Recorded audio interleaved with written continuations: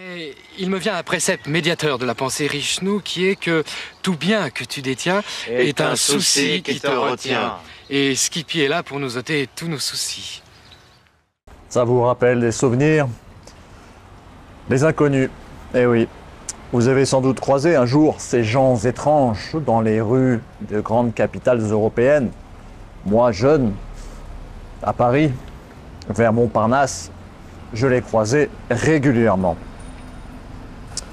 Ces gens vêtus de safran, l'air heureux, chantant Hare Krishna, Hare Krishna.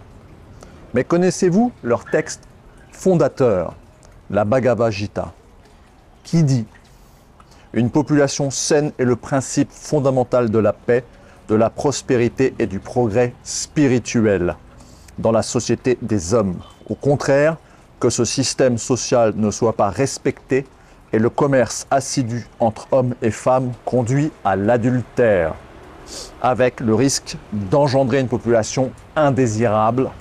Voilà le lien avec l'avortement. À tout de suite après le générique.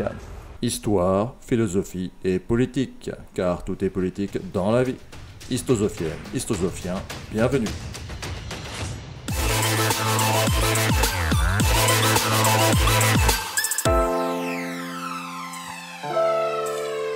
Alors maintenant, nous allons passer aux choses un peu plus sérieuses. Regardez cette vidéo du vrai visage des membres de cette secte. Regardez.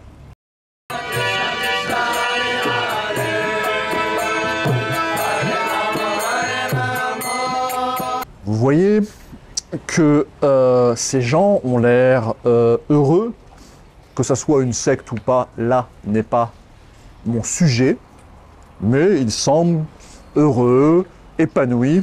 Regardez la photo de William Deligny, regardez. William dit Petit Willy au temps du groupe de Oi Evilskin à Paris. Lui aussi semble heureux aujourd'hui après avoir trouvé Vishnu Krishna. Et pourtant, cette école de pensée, cette école philosophique se base sur les écrits de la Bhagavad Gita, du Mahabharata, écrit il y a peut-être 5000 ans. Ce texte décrit une discussion de haut vol entre le bienheureux Krishna et le prince Arjuna. À l'aube d'une grande et terrible bataille fratricide entre les clans, différents clans de la famille royale.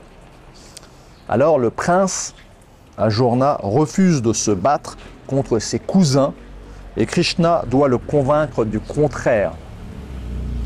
Car pour Krishna, une bataille juste est totalement justifiée lorsqu'il faut combattre le mal.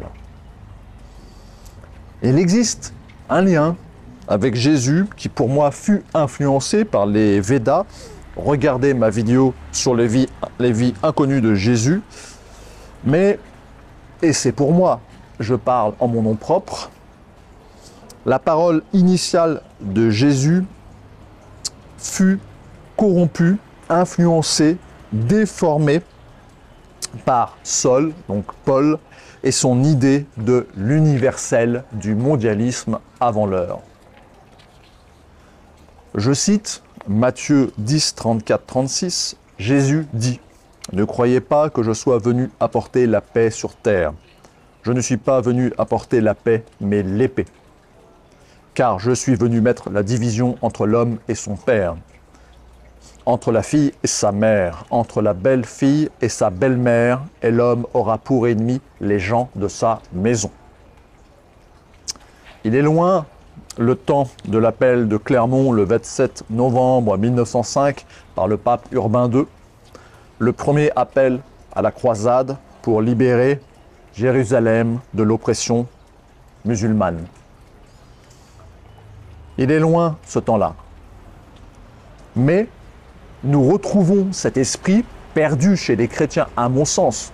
Alors oui, peut-être dans certains courants traditionnalistes, ça existe toujours, mais à ce moment-là, changez de pape. Soyez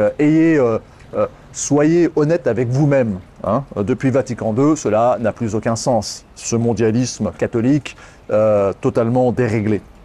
Alors, dans ce texte-là, la Bhagavad Gita, ce texte est à mes yeux extrêmement intéressant, car il parle sans aucune gêne de religion, bien évidemment, de race, racine, de sacrifice et de guerre, afin de guider l'homme sur la route de l'éveil, la fin des souffrances, la paix.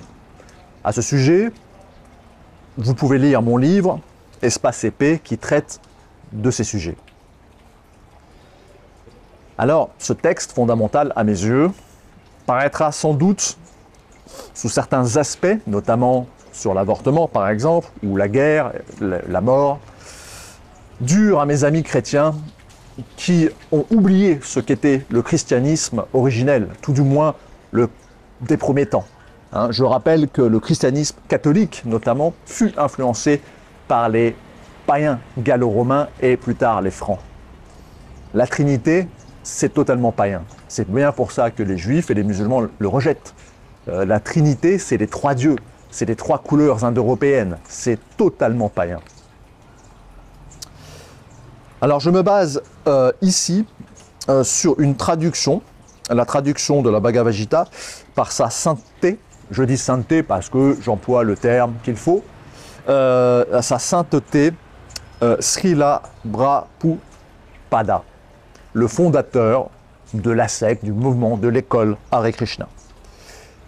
Alors, si certains détracteurs vont peut-être trouver des écrits de cette même personne sur Hitler, donc je vais mettre les pieds dans le plat. Oui, cette même personne qui a dit en son temps que Hitler fut un gentleman pour ne pas avoir utilisé l'arme atomique. Alors, qu'est-ce que ça veut dire? Eh bien, comme avec Mahatma Gandhi, il faut comprendre que les Indiens furent marqués positivement par le national-socialisme. Pourquoi? Écoutez, d'une part parce que à cause de la svastika, ce symbole totalement acquis pour les Indiens et d'ailleurs dans l'Asie d'une manière générale, un symbole qui est symbole de paix, de bonheur, de chance. Et ensuite, par un deuxième point qui est tout simplement celui de vouloir protéger les Aryas. Alors ici, on ne va pas rentrer dans une considération raciste ni suprémaciste, mais l'Inde est une société de castes. Et la caste la plus supérieure, ce sont les Aryas, les Brahmanes. Et donc, quand Hitler voulait protéger les Aryas, c'est-à-dire en fait les Indo-Européens, eh ben, ça parle à cette société indienne. Mais cela n'a rien à voir avec la Shoah.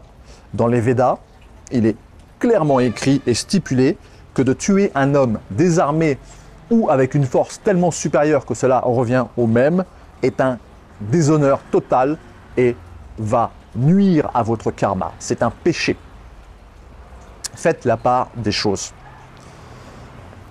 Alors maintenant, je cite l'introduction du livre. Une population saine est le principe fondamental de la paix, de la prospérité et du progrès spirituel dans la société des hommes.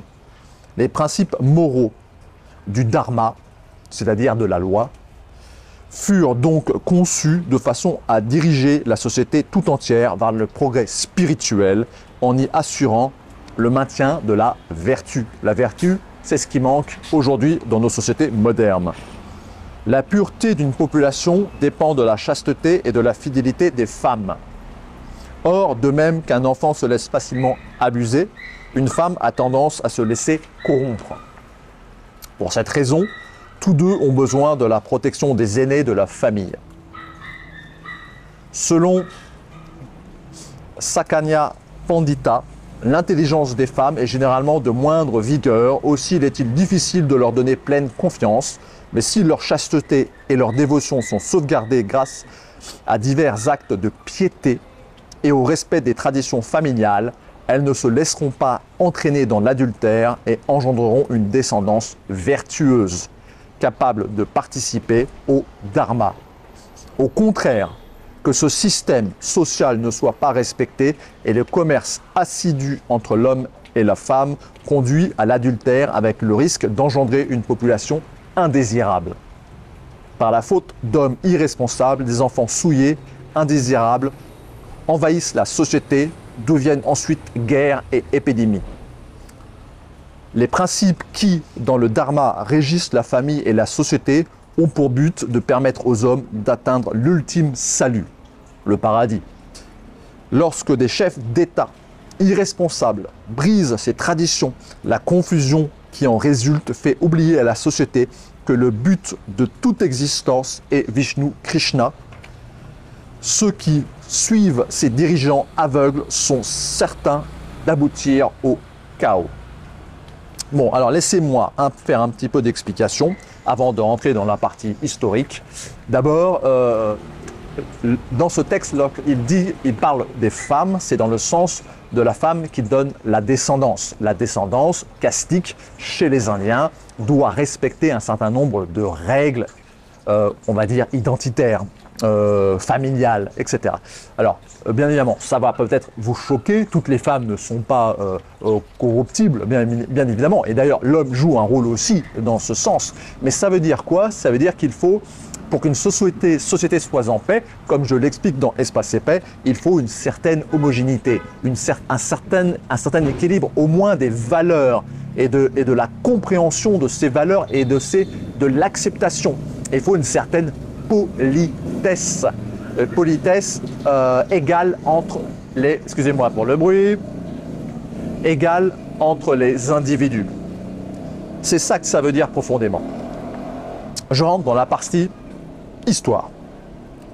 Alors je vais de nouveau citer l'introduction du livre de cette traduction faite par le fondateur de la secte Hare Krishna, ou l'école Hare Krishna si vous préférez. Le christianisme étant aussi une secte, il n'y a pas de mal à dire secte.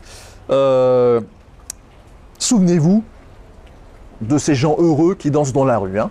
Gardez toujours ça en tête parce que le texte peut être assez dur. Donc, enfin, dur, non, il est juste, mais aux yeux de la société déconstruite et wokiste d'aujourd'hui, ça peut peut-être paraître dur.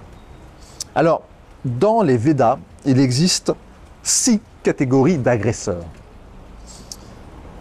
Celui qui empoisonne autrui, celui qui incendie la propriété d'autrui, celui qui occupe la terre d'autrui, celui qui dépouille autrui de ses biens, celui qui attaque autrui avec des armes meurtrières ou supérieures. Donc là, c'est ce que je disais tout à l'heure, il est totalement interdit de tuer quelqu'un s'il n'est pas à armes égales. Celui qui enlève la femme d'autrui, ça c'est la souillure, entre guillemets, dont on vient de parler. Tuer de tels agresseurs n'est pas un péché, mais un devoir qui ne souffre pas de délai. Donc là, je pense qu'aujourd'hui, dans le christianisme dans lequel on vit, on est assez loin de ça.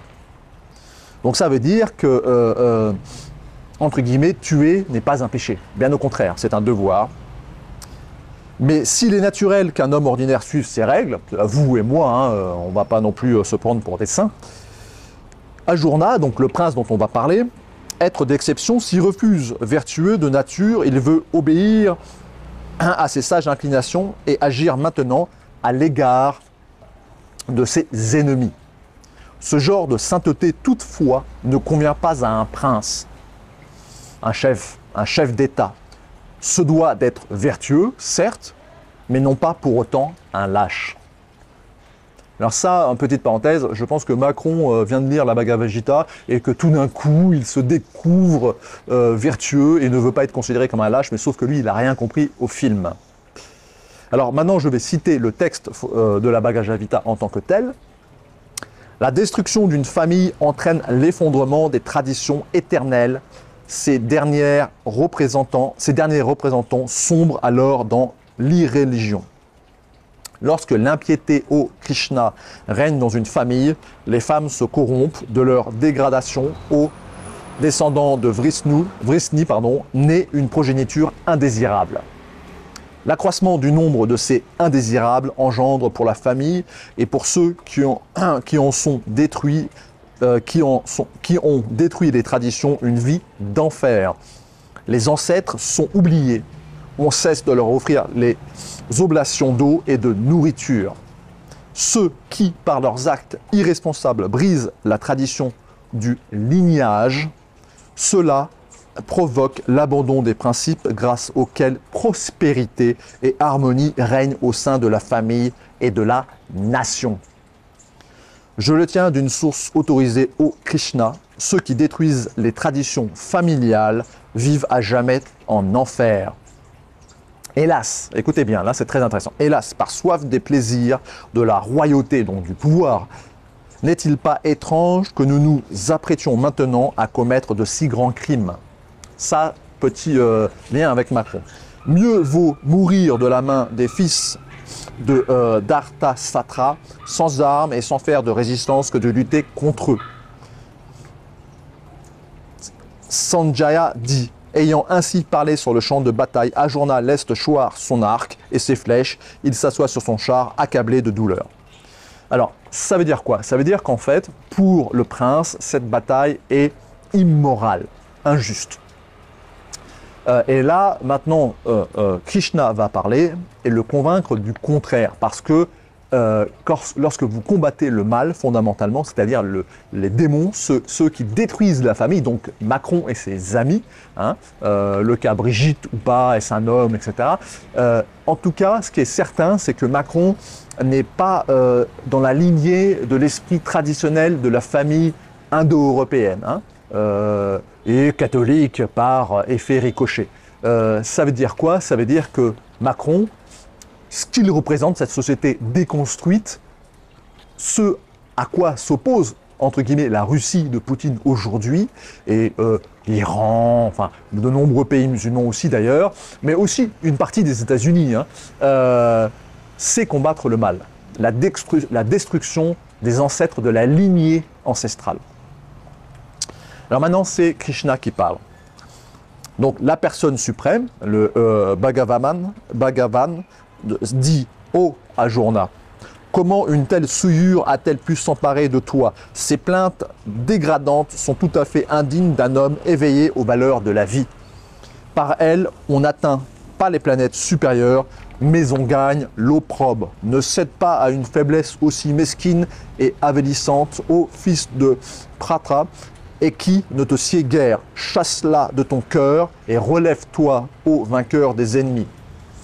Le prince répond: ô vainqueur de Madhu, comment pourrais-je, au cours de la bataille, repousser de mes flèches des hommes tels que Bhisma ou Drona, dignes de ma vénération? Plutôt mendier que jouir des plaisirs de ce monde, s'il faut tuer de si nobles âmes. Même cupides, ils sont encore mes maîtres. Leur mort entacherait de sang notre victoire.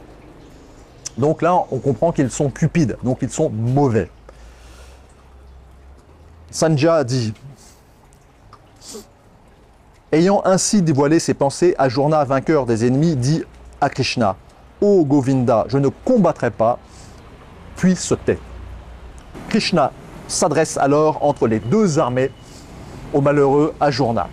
Le Seigneur bienheureux dit: bien que tu tiennes de savants discours, tu t'affliges sans raison, ni les vivants, ni les morts, le sage ne les pleure.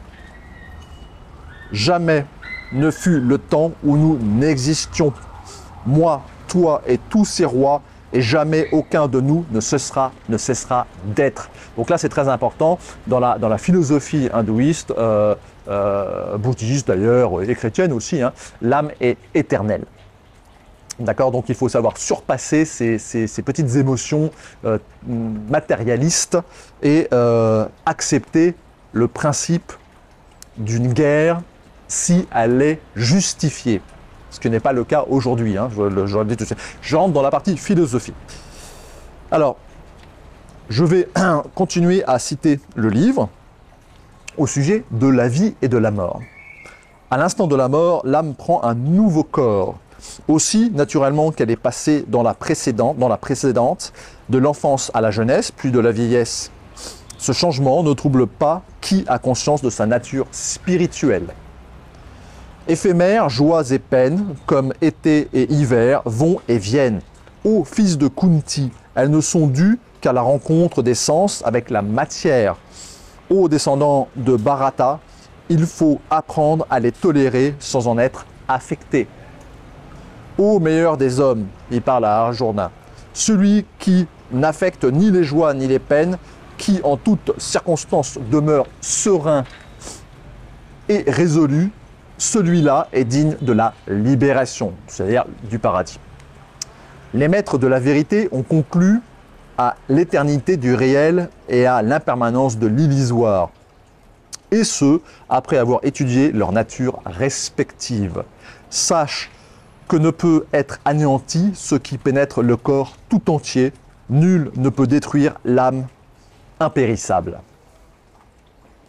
L'âme est indestructible, éternelle et sans mesure. Seuls les corps matériels qu'elle emprunte sont sujets à la destruction. Fort de ce savoir, ô descendants de Bharata, engage le combat. Ignorant celui qui croit que l'âme peut tuer ou être tuée. Le sage, lui, sait bien qu'elle ne tue ni ne meurt. L'âme ne connaît ni la naissance ni la mort. Vivante, elle ne cessera jamais d'être. Non née, immortelle, originelle, éternelle, elle ne peut jamais jamais de commencement et jamais n'aura de fin. Elle ne meurt pas avec le corps. Comment, ô Partha, celui qui sait l'âme non née, immuable, éternelle et indestructible, pourrait-il tuer ou faire tuer? À l'instant de la mort, l'âme revêt un corps nouveau, l'ancien devenu inutile, de même qu'on se défait de vêtements usés pour en revêtir de neufs. Aucune arme ne peut fendre l'âme, ni le feu la brûler, l'eau ne peut la mouiller, ni le vent la dessécher. L'âme est indivisible et insoluble, le feu ne l'atteint pas, elle ne peut être desséchée, elle est immortelle et éternelle, omniprésente, inaltérable et fixe. Il est dit de l'âme qu'elle est invisible, inconcevable et immuable. La sachant cela, tu ne devrais pas te lamenter sur les corps. Et même si tu crois l'âme sans fin reprise par la naissance et la mort, tu n'as nulle raison, excusez-moi pour le bruit, de t'affliger, ô Arjuna, aux bras puissants. La mort est certaine pour qui naît et certaine la naissance pour qui meurt. Puisqu'il faut accomplir ton devoir, tu ne devrais pas t'apitoyer ainsi. Toutes choses créées sont à l'origine non manifestées. Elles ne se manifestent dans leur état transitoire et une fois dissoutes se retrouvent non manifestées. À quoi bon s'en attrister aux descendants de Bharata? Alors là, je vais faire une petite mise au point. Vous comprenez que dans la culture indienne, et même bouddhiste, donc, il y a des réincarnations. D'ailleurs, également aussi un peu chez les juifs, parce que pour les juifs, une âme peut être renvoyée sur terre pour faire de nouvelles bonnes actions, des misvot, si elle n'en a pas assez acquises. Donc il y a une sorte de karma aussi chez les juifs. Et tout ça vient de l'influence de l'Inde, bien évidemment, des Védas, indo-européennes au sens général, parce que c'était la même religion. Celle que nous avons perdue. Donc l'âme est immortelle, d'ailleurs les Grecs le disaient aussi, et elle est surtout, alors ça c'est un peu ma théorie, elle est en ce sens pas totalement égocentrée comme l'âme, on va dire, juive ou musulmane ou chrétienne, elle fait partie du dharma d'un tout. Donc là, c'est une grande différence. C'est pour ça qu'on peut se réincarner dans des cycles mauvais ou meilleurs. Hein, il y a des plans d'existence jusqu'à en être libéré. Ça, c'est l'ultime libération, c'est-à-dire rentrer dans la paix.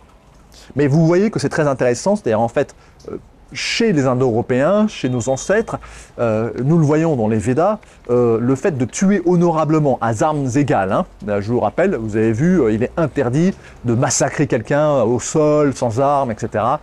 Mais par contre, si c'est un démon, on peut le faire.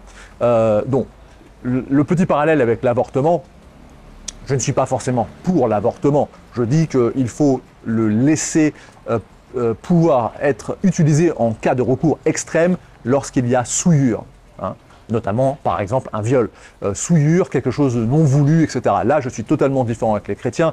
À mon avis, c'était comme ça chez les premiers chrétiens d'ailleurs. Prenez le cas des Spartes, des Grecs anciens, tout enfant né mal formé, etc., a été jeté des falaises. Hein. Voilà, on garde une lignée, on veut honorer nos ancêtres, et donc on ne veut pas détruire ce qu'ils ont fait aussi bien physiquement que spirituellement. C'est important, même si le corps en soi est totalement impermanent tout de même, il y a une notion de race, une notion de racine, une notion de legs. Nos ancêtres nous ont légué une culture, une nation, un pays, mais aussi un corps. N'oubliez pas ça. Maintenant, je rentre dans la partie politique. Alors, je cite de nouveau là l'introduction du livre et non pas le texte en tant que tel. Hein, écrit par le fondateur Hare Krishna, et je vous rappelle que ce sont des gens heureux, plutôt pacifistes, mais qui se basent sur un texte tout de même assez profond et pouvant être assez dur. Dans ce deuxième chapitre, Krishna, le maître suprême en matière de connaissance, nous conduit vers la réalisation de notre moi éternel par l'étude analytique du corps matériel et de l'âme spirituelle. Un tel niveau de réalisation peut s'atteindre à travers nos responsabilités matérielles. Ça, c'est très important. Si nous ne perdons jamais de vue notre identité spirituelle, c'est-à-dire qu'on peut progresser aussi dans le matériel, dans le plan matériel, le corps, si on garde l'attrait spirituel, hein, la quête spirituelle. Sont Arya, alors Arya au sens racial du coup, hein, de la caste indo-européenne brahmanique. Sont Arya ceux qui connaissent la valeur de la vie et mettent la réalisation spirituelle au fondement de leur civilisation. Et c'est ça qu'on a perdu en Occident. Et c'est ça, entre guillemets, ce qui existe toujours dans le monde oriental, donc russe, asiatique, chinois. Vous savez, chez les Chinois, même le Parti communiste n'a pas détruit l'autel des ancêtres. Les Chinois, c'est aussi bien une race qu'une culture, comme chez les Juifs. Les Juifs vénèrent leurs ancêtres dans le même sens. C'est ce que nous avons perdu. Et en fait, c'est peut-être Sol qui nous l'a fait perdre avec son côté universel. Hein, il n'y a plus de Juifs, plus de femmes, plus de Grecs. On est tous pareils. Et donc, du coup, aujourd'hui, ça débouche sur quoi? Ça débouche sur un pape qui va lécher les pieds des migrants pour les accueillir en Europe et, d'une manière très simple, leur dire bienvenue. Mais non. Pas bienvenue par centaines de milliers et par millions. Des élites sont toujours bienvenues, bien évidemment. Moi, je suis un immigré au Cambodge, mais j'apporte de la richesse et je ne détruis pas leur civilisation. Et nous sommes peu nombreux. Croyez-moi, si des Européens arrivent par centaines de milliers au Cambodge, ça va vite fermer. Hein. Donc, comprenez ça. Donc, sont Arya ceux qui connaissent la valeur de la vie et se mettent à la réalisation spirituelle au fondement de leur civilisation. Les autres ont une conception matérialiste de l'existence. Ils ignorent que le but en est de réaliser la vérité absolue, celle de Vishnu, Krishna. Envoûtés dans le monde matériel, donc ça c'est Macron, ils ne soupçonnent même pas qu'on peut s'affranchir du joug de la matière. On les dit anarya.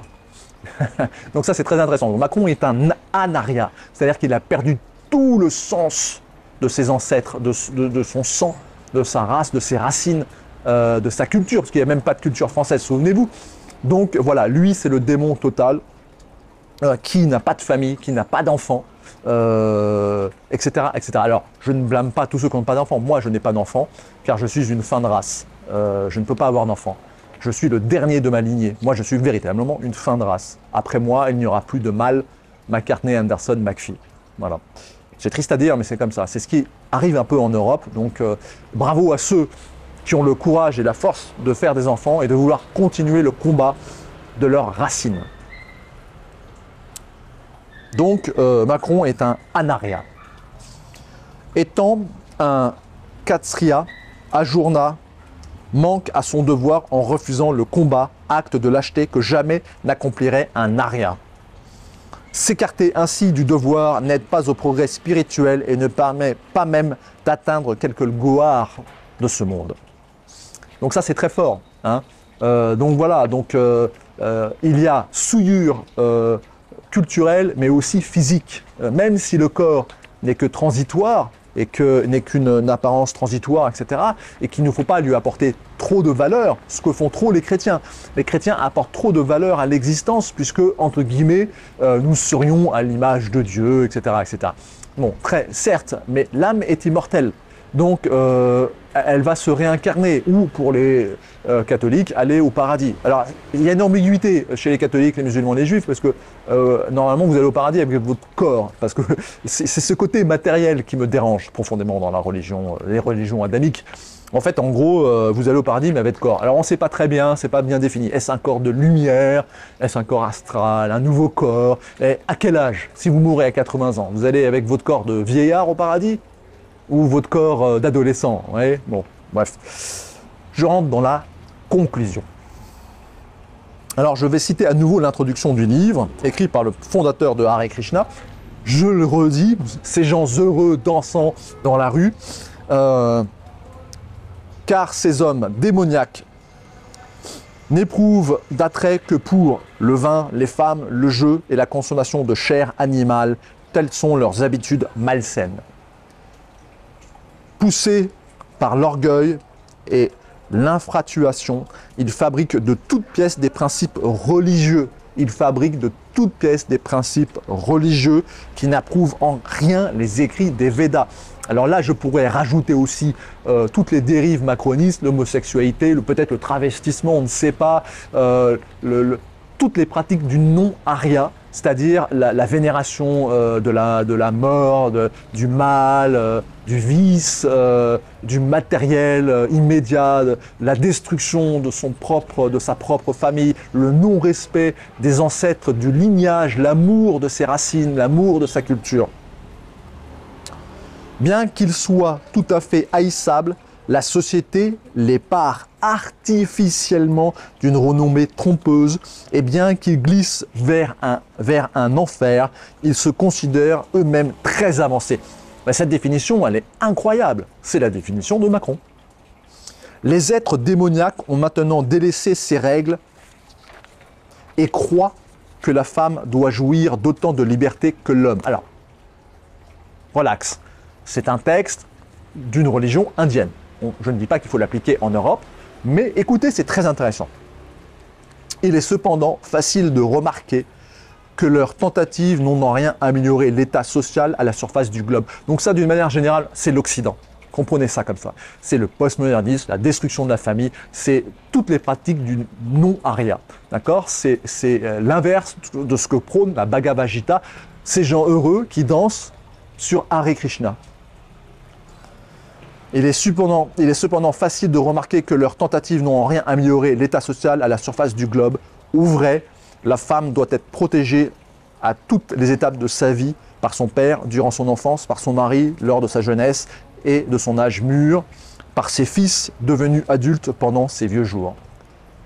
Telle est, selon le Manu Sahariti, la juste conduite sociale. Mais l'éducation moderne, l'Occident, c'est moi qui le rajoute, a de toutes pièces imaginé le concept vaniteux du féminisme. Par suite, le mariage n'est pratiquement plus dans la société humaine qu'une chimère. Et on peut dire non plus qu'aujourd'hui, la condition morale de la femme soit excellente. Alors pourquoi cette insistance sur la femme? Eh bien, tout simplement parce que la femme, c'est elle qui donne la vie, c'est elle qui donne la progéniture, et donc si elle souille ses ancêtres dans le sens où elle trahit sa caste, je parle au nom des Indiens, là, au nom de ce texte, si elle trahit sa caste, elle va dégrader et elle va souiller tous les mythes fondateurs de la culture arya, c'est-à-dire de la culture brahmique, castique. Voilà. Alors, il ne faut pas tout prendre au pied et à la lettre. Nous ne sommes pas des Indiens, nous sommes des Européens, mais nous avons totalement perdu dans notre société actuelle cette notion racine raciale, cette notion de sang dont je parle dans Espace et Paix. Pour pouvoir vivre dans un espace, dans une cohérence, il faut une culture commune, des règles communes, une politesse commune, mais également des racines raciales communes. Une société totalement déréglée, déconstruite, engendre la violence. Regardez les États-Unis, c'est un bon exemple. Ou le Brésil d'ailleurs. C'est-à-dire en fait, quand les gens ont totalement perdu leurs racines, ça devient compliqué. C'est pour ça que les sociétés traditionnelles, la Chine, le Cambodge, l'Asie, la Russie en grande partie, une partie des États-Unis, et ce que nous étions aussi, c'est le culte des ancêtres. Pourquoi? Parce que le culte des ancêtres, de votre lignée, de votre lignage, c'est le culte de vos racines et de votre race. Alors une fois de plus, je ne suis pas un identitaire basique et stupide. Il y a du métissage, bien évidemment. Peut-être que dans quelques centaines d'années ou 1000 ans, le monde entier terrestre sera métissé. Je ne dis pas le contraire. Le monde évolue, mais il faut y aller par étapes, doucement. Il ne faut rien brusquer. Et peut-être qu'il n'évoluera pas, je ne sais pas. Peut-être que si une civilisation extraterrestre malveillante nous attaque, ça pourrait changer les choses. Toujours est-il qu'aujourd'hui, il vaut mieux considérer les écrits de la Bhagavad Gita comme étant quelque chose de pertinent, ce que nous avons totalement oublié dans notre société occidentale moderne, déconstruite, c'est-à-dire l'importance de la lignée, l'importance du lignage. À bon entendeur, salut, à très bientôt.